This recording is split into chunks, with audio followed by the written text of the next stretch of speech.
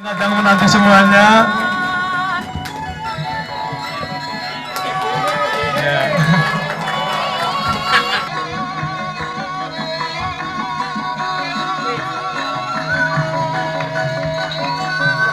Bagi calon kadang semuanya, Mas Gibran adalah pengurus PB untuk bidang kerohanian.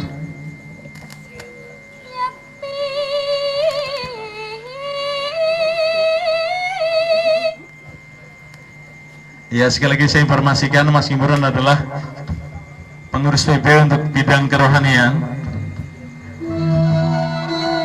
yang beliau adalah juga seorang dosen di Universitas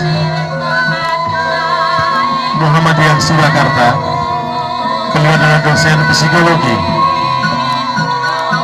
Ya, usianya sudah cukup sepuh, namun semangatnya tidak kalah dengan ABG.